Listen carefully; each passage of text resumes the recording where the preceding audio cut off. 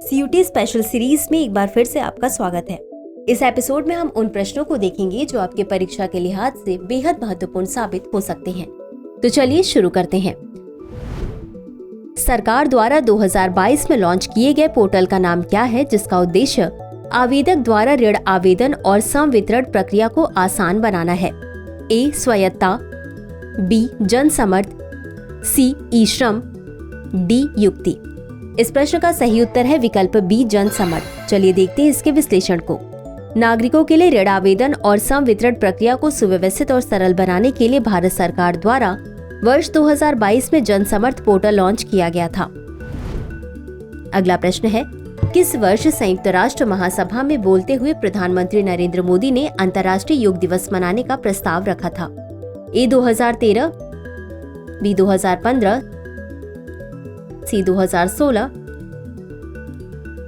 D. 2014। इस प्रश्न का सही उत्तर है विकल्प डी. 2014। चलिए देखते हैं इसके विश्लेषण को।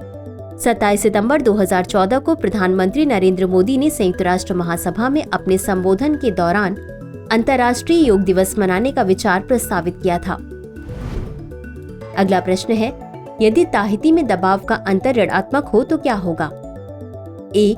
औसत से अधिक विलंबित मानसून, बी. सूखा, सी. औसत से कम और देर से मानसून, डी. औसत से अधिक और शीघ्र मानसून। इस प्रश्न का सही उत्तर है विकल्प सी. औसत से कम और देर से मानसून। चलिए देखते हैं इसके विश्लेषण को। ताहिती में नकारात्मक दबाव अंतर आमतौर पर भारतीय उपमहाद्वीप के लिए सामान्य से अधिक मजबूत व्यापारिक हवाओं और अनुकूल मानसून स्थितियों का संकेत देता है, जिसके परिणाम स्वरूप औसत से कम और देर से मानसून आता है। अगला प्रश्न है, राष्ट्रीय वन नीति के संदर्भ में संयुक्त वन प्रबंधन यानी JFM नामक दृष्टिकोण और कार्यक्रम किस वर्ष शुरू किया गया था? ए. 1965, बी. 1988, सी. 1996, डी. 1947। इस प्रश्न का सही उत्तर है विकल्प बी. 1988। चलिए देखते हैं इसके विश्लेषण को। संयुक्त वन प्रबंधन यानी JFM कार्यक्रम वर्ष 1988 की राष्ट्रीय वन नीति के प्रत्यक्ष परिणाम के रूप में शुरू किया गया था। अगला प्रश्न है, कांग्रेस और मुस्लिम लीग के किस अधिवेशन में ब्रिटिश शासन के खिलाफ एक संयुक्त मोर्चा बनाने पर सहमति बनी? ए. बंबई, बी. इलाहाबाद, सी. लखनऊ, डी. दिल्ली। इस प्रश्न का सही उत्तर है विकल्प सी. लखनऊ। चलिए देखते हैं इसके विश्लेषण को। दिसंबर 1916 में लखनऊ अधिवेशन के दौरान भारतीय राष्ट्रीय कांग्रेस और अखिल भारतीय मुस्लिम लीग के बीच ब्रिटिश शासन के खिलाफ एक संयुक्त मोर्चा बनाने के लिए सहमति बनी थी। इस समझौते को लखनऊ समझौता के नाम से जाना जाता है। अगला प्रश्न है, कौन सा देश बहुराष्ट्रीय संयुक्त सैन्य अभ्यास खान क्वेस्ट 2024 के 21वें संस्करण की मेजबानी करेगा? ए. चीन, B. Bharat, C. Mongolia, D. Japan. इस प्रश्न का सही उत्तर है विकल्प सी. मंगोलिया। चलिए देखते हैं इसके विश्लेषण को। मंगोलिया बहुराष्ट्रीय संयुक्त सैन्य अभ्यास खान क्वेस्ट 2024 के 21वें संस्करण का मेजबान देश है। अगला प्रश्न है, कर्क रेखा निम्नलिखित में से किस देश से होकर गुजरती है? A. Bharat, B. Australia, C. Brazil, D. दक्षिण अफ्रीका।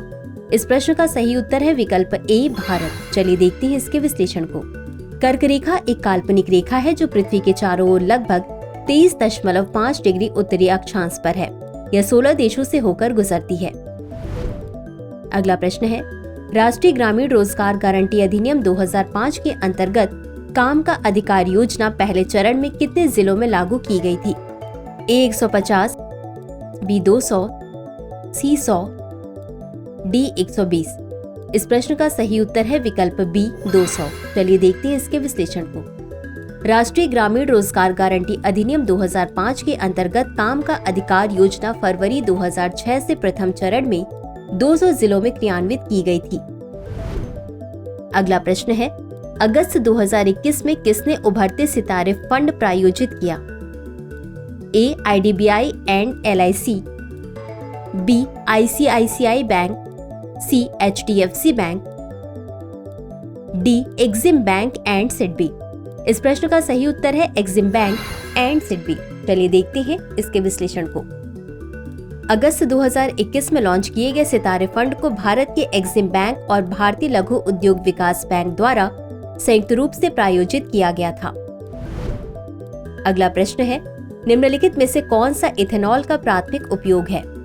ए. खाद्य परिरक्षक के रूप में, बी. औद्योगिक विलायक के रूप में, सी. ईंधन के रूप में, डी. कॉस्मेटिक घटक के रूप में।